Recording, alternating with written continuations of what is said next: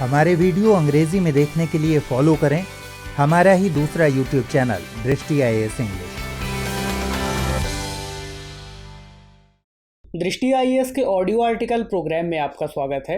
आज का हमारा आर्टिकल द हिंदू में प्रकाशित लेख do numbers matter in Rajya Sabha के सारांश पर आधारित है। इसमें टीम दृष्टि के इनपुट्स भी शामिल हैं। यह आर्टिकल GS पेपर 2 के राज्य व्यवस्था खंड से जुड़ा है।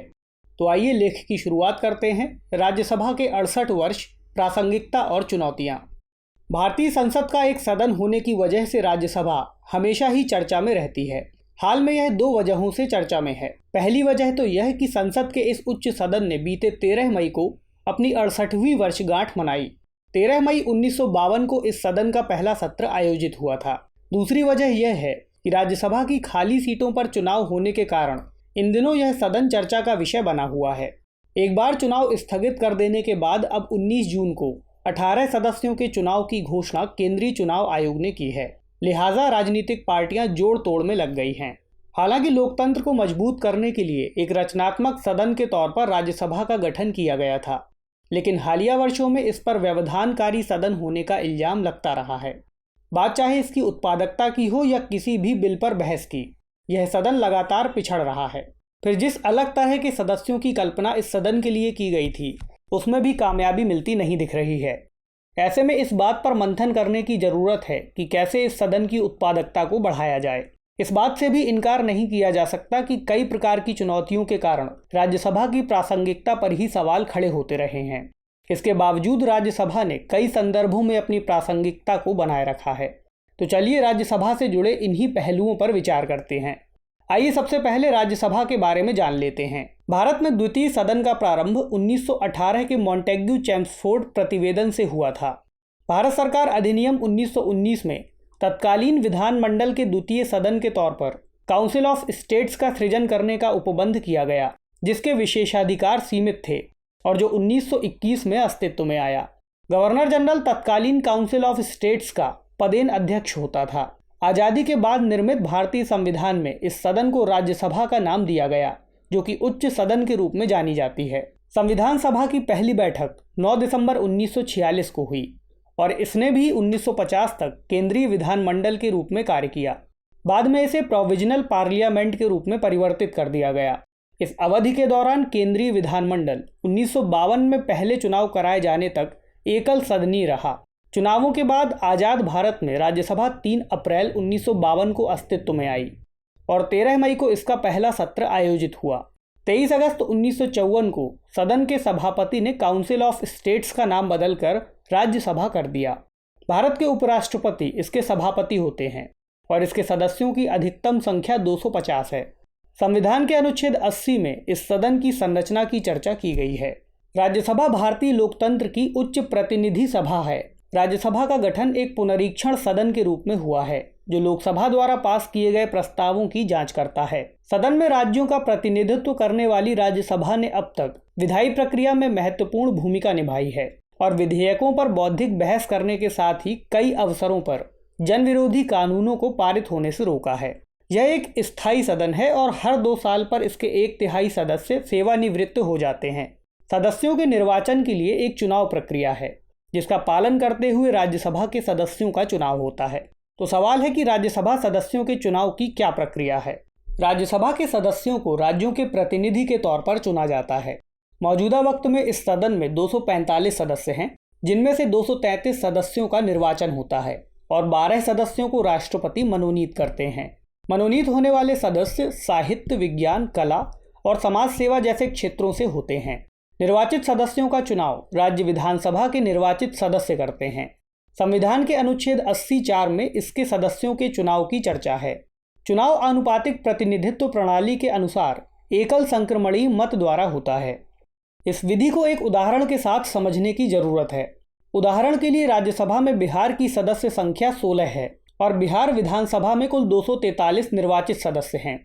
अगर 16 सदस्यों का चुनाव होना है और केवल 16 उम्मीदवारों ने ही नामांकन किया है, तब चुनाव की ज़रूरत नहीं होगी। लेकिन यदि सीटों की संख्या से ज़्यादा उम्मीदवारों ने नामांकन किया है, तब चुनाव की ज़रूरत पड़ेगी। इसमें एक वोटर प्राथमिकता के आधार पर उम्मीदवारों को वोट करता है। एकल संक्रमणीय मत यानी मतदाता एक ही मत देता है। लेकिन वह कई उम्मीदवारों को अपनी प्राथमिकता के आधार पर वरीयता देता है। वह बैलेट पेपर पर यह बताता है कि उसकी पहली पसंद कौन है और दूसरी तथा तीसरी पसंद कौन है।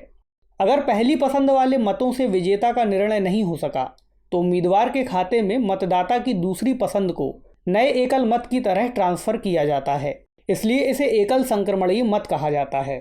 अगर बिहार के लिए 16 सीटों का चुनाव होना हो तो हम 16 में 1 जोड़ देंगे और फिर 243 से इसे विभाजित कर देंगे। फिर भागफल में 1 जोड़ने पर जो संख्या आएगी वही संख्या एक राज्यसभा सदस्य के निर्वाचन के लिए जरूरी होगी। ऐसे में 243 में 17 से भाग करने पर 14.29 आता है और फिर इसमें 1 जोड़ने पर 15.29 हो जाता है। अब राउंड फिगर के तौर पर देखें तो एक सदस्य को विजयी होने के लिए प्राथमिक वरीयता के न्यूनतम 15 वोट की जरूरत होगी। अगर किसी उम्मीदवार को प्रथम वरीयता के न्यूनतम वोट नहीं मिल पाते तब दूसरे चरण की मतगणना होती है। इस दौरान सबसे कम वोट पाने वाले उम्मीदवार के मतों को दूसरे उम्मीदवारों को हस्तांतरित किया जाएगा। यह सिलसिला तब तक चलता रहेगा जब तक जरूरी सीट के लिए विजयी उम्मीदवार ना मिल जाएं। लिहाजा चुनाव होने की स्थिति में विधायकों के अन्य वरीयता के वोटों का भी बड़ा महत्व है। तो आइए अब जानते हैं कि राज्यसभा की क्या प्रासंगिकता है। राज्यसभा की स्थापना का मकसद भारतीय लोकतंत्र को अधिक समावेशी, सहभागितापूर्ण व विकासशील पथ पर अग्रसर करना है। संविधान सभा में जब इस सदन के अस्तित्व पर बहस चल रही थी तब इसके पक्ष में कहा गया कि यह सदन राज्यों के पक्ष को मजबूती से रखने में सहायक होगा। इस द्विसदनीय व्यवस्था को चेक एंड बैलेंस सिद्धांत के अनुसार भारत की लोकतांत्रिक व्यवस्था के लिए जरूरी माना गया। अगर लोकसभा किसी विधेयक को जल्दबाजी में पारित कर देती है तो राज्यसभा उस पर व्यापक चर्चा करती है। संसद का उच्च सदन लोकसभा के निर्णयों की समीक्षा करने और सत्ता पक्ष के निरंकुशता पूर्ण निर्णयों पर अंकुश लगाने के लिए जाना जाता है। यह सत्ताधारी पार्टी के कार्यों को कानून के शासन के अंतर्गत रखने के लिए उपयोगी है। जनहित को सुनिश्चित करने के लिए बिलों के प्रस्तुतिकरण के साथ उनके मूल्यांकन के लिए राज्यसभा का होना प्रासंगिक है। यही कारण है कि कभी राज्यसभा में सरकार के बहुमत में रहने के बावजूद विधेयक पास नहीं हुए तो कभी बहुमत न होने के बावजूद भी सरकार ने विधेयक पास करवा लिए। राज्यसभा के 68 साल के सेवाकाल में सरकार केवल 29 साल इस सदन में बहुमत में रही, जबकि शेष 39 वर्षों तक अल्पमत में ही रही है। शुरुआत के 15 वर्षों में राज्यसभा में सरकार बहुमत में थी, लेकिन इसके बावजूद दहेज निषेध विधेयक 1959 को राज्यसभा ने रिजेक्ट कर दिया। 1961 में प्रथम संयुक्त अधिवेशन बुलाकर इस बिल को पास कराया जा सका। संसद का संयुक्त अधिवेशन बुलाने का प्रावधान संविधान के अनुच्छेद 108 में है। गौरतलब है कि पूर्ववर्ती शासकों की प्रिवी पर्स को समाप्त करने वाले 24वें संविधान संशोधन विधेयक 1970 और वर्ष 1989 में 64वां और 65वां संविधान संशोधन विधेयक राज्यसभा द्वारा अस्वीकार कर दिया गया, जबकि सरकार बहुमत में थी। वहीं पिछले 31 सालों में राज्यसभा में सरकारें बहुमत में नहीं रही हैं, लेकिन फिर भी सैकड़ों और अहम विधेयक राज्यसभा से पारित होते रहे हैं। 1952 से राज्यसभा ने 5472 बैठकों में 3857 विधेयकों को पारित किया है। इस सदन के गठन के पीछे एक मंशा यह थी कि अगर किसी वर्ग विशेष का प्रतिनिधित्व लोकसभा में न हो सके तो उसे राज्यसभा में अवसर मिल सके। इसलिए नागरिक अधिकारों, अल्पसंख्यकों तथा अन्य वर्गों की विवेकपूर्ण व तर्कशील आवाज उठाने के एक मंच के रूप में राज्यसभा की प्रासंगिकता को नकारा नहीं जा सकता। राज्यसभा शिक्षाविदों और बुद्धिजीवियों और अन्य विशेषज्ञों को एक मंच प्रदान करता है, जो सरकार की जन कल्याण योजनाओं के माध्यम से राज्यों के विकास में अपना बहुमूल्य योगदान देते हैं। लेकिन इन तमाम अच्छी बातों के बावजूद राज्यसभा की प्रासंगिकता को कठघरे में खड़ा किया जाता रहा है। इसकी वजह है कि संसद के इस उच्च सदन के समक्ष कई चुनौतियां विद्यमान हैं, जिन पर विचार किया जाना बेहद ज़रूरी है। ऐसे में सवाल है कि राज्यसभा के समक्ष क्या चुनौतियां हैं। हालिया वर्षों में राज्यसभा की गिरती उत्पादकता एक बड़ा प्रश्न रहा है। राज्यसभा सचिवालय के मुताबिक 1997 तक राज्यसभा की उत्पादकता 100% या उससे भी अधिक रही है, लेकिन पिछले 23 वर्षों में कई प्रकार की बाधाओं के कारण राज्यसभा की उत्पादकता में लगातार कमी देखी गई है। वर्ष 1998 से 2004 के दौरान राज्यसभा की उत्पादकता 87% रही। वर्ष 2005 से 2014 के दौरान राज्यसभा की उत्पादकता 76% रही, जबकि वर्ष 2015 से 2019 के दौरान उत्पादकता 61% देखी गई। वर्ष 1978 से 2004 के दौरान सदन के कुल कार्यात्मक समय में राज्यसभा का हिस्सा 39.5% था। इसमें भी लगातार कमी देखी गई है। वर्ष 2005 से 2014 के दौरान यह घटकर 21.99% और 2015 के बाद से घटकर 12.34% रह गया है। ऐसा माना जा रहा है कि राज्यसभा की उत्पादकता में गिरावट मुख्य रूप से प्रश्नकाल में व्यवधान और विधेयकों को बिना चर्चा के पारित करने के कारण देखी जा रही है। दूसरी ओर राज्यसभा में होने वाली बहसों में सभी सदस्यों को अपनी बात रखने का मौका नहीं मिल पाता। वर्तमान में विभिन्न दलों के सदस्यों को सदन में उनके सामर्थ्य के अनुसार समय मिलता है, जिससे स्वतंत्र मनोनीत और छोटे दलों से संबंधित सदस्यों को बहस में बहुत कम समय मिल पाता है। चिंता का विषय है कि कई बिल बिना चर्चा के ही पास कर दिए जा रहे हैं। एक ही दिन में एक से अधिक विधेयकों का पारित हो जाना इस सदन की उपयोगिता को नज़रअंदाज करने जैसा है।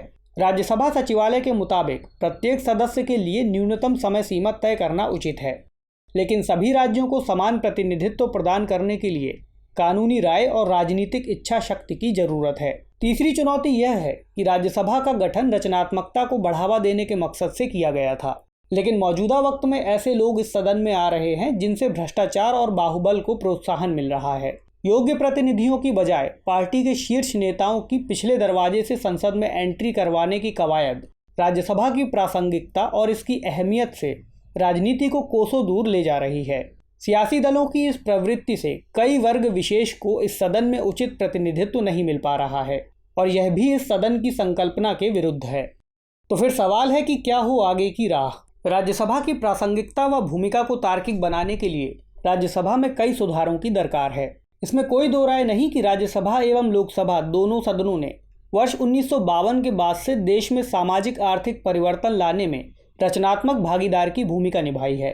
दोनों सदनों की संरचना में व्यापक अंतर होने के बावजूद दोनों ने सहयोग और सहकारिता की भावना के आधार पर कार्य किया है, लेकिन लोकसभा की तरह ही राज्यसभा में दागी और अयोग्य नेताओं के आने की कवायद ने इसके उद्देश्यों को कमजोर किया है। राज्यसभा एक मूल्यांकनकर्ता व चिंतनशील मंच है, इसलिए देश के प्रति अपनी जिम्मेदारियों को समझते हुए दलों को राजनीतिक लाभ से इतर योग्य व्यक्तियों का चुनाव करने की जरूरत है। इसके सदस्यों के चयन में दलबंदी के स्थान पर विशेषज्ञता, निरपेक्षता तथा व्यक्ति विशेष की नैतिकता को अधिक महत्व दिए जाने की जरूरत है। चुनाव में होने वाले दल बदल और भ्रष्टाचार संबंधी गतिविधियों को सीमित करने के लिए नियमों का परिपालन व दोषियों के खिलाफ त्वरित कार्यवाही सुनिश्चित करना जरूरी है। इसी तरह अल्पसंख्यकों, महिलाओं, भाषाई, धार्मिक व नृजातीय विविधता के साथ साथ उत्तर पूर्व जम्मू कश्मीर, ग्रामीण व शहरी निर्धनों इत्यादि का उचित प्रतिनिधित्व सुनिश्चित करना होगा, तभी सदन के गठन का वास्तविक उद्देश्य पूरा हो सकेगा। चूंकि राज्यसभा संसद में राज्यों का प्रतिनिधित्व करने वाला सदन है, इसलिए सभी राज्यों को समान प्रतिनिधित्व देने की मांग अक्सर ही उठती रही है। अमेरिका की तर्ज पर सभी राज्यों को समान प्रतिनिधित्व देने पर बहस चलती रही है। इसमें दो तर्क दिए जाते हैं। जनसंख्या के आधार पर सीटों के आवंटन से छोटे राज्यों के खाते में कम सीटें आती हैं। इसके चलते उनमें कई प्रकार की असुरक्षा की भावना पैदा हो जाती है। वे इस व्यवस्था को राजनीतिक तौर पर बड़ा नुकसान समझते हैं। एक तर्क यह भी है कि राज्यों को समान शक्ति मिलने से सही अर्थों में संघवाद की प्राप्ति होगी। प्रत्येक राज्य को समान प्रतिनिधित्व प्रदान करने के लिए एक संघीय व्यवस्था तैयार की जा सकती है, ताकि बड़े राज्य सदन में अपने संख्या बल के आधार पर नीतियों को प्रभावित न कर सकें। दूसरी ओर राज्यसभा में बिना चर्चा या कम चर्चा के बाद ही विधेयकों को पारित कर देने की प्रवृत्ति लगातार बढ़ती जा रही है। इसमें कोई दो राय नहीं कि यह प्रवृत्ति इस सदन की प्रासंगिकता में सेंध लगा रही है। इसलिए हर साल होने वाली बैठकों की संख्या में इजाफा किए जाने की जरूरत है, ताकि हर विधेयक पर चर्चा करने के लिए पर्याप्त समय मिल सके। प्रत्येक सदस्य को अपने विचार सार्थक रूप से व्यक्त करने के लिए न्यूनतम समय तय करना होगा, ताकि सभी सदस्यों को अपनी बात रखने का मौका मिल सके। इसके अलावा सामान्य विधेयक तथा वित्त विधेयक से संबंधित मामले में राज्यसभा की शक्तियों को बढ़ाने की जरूरत है।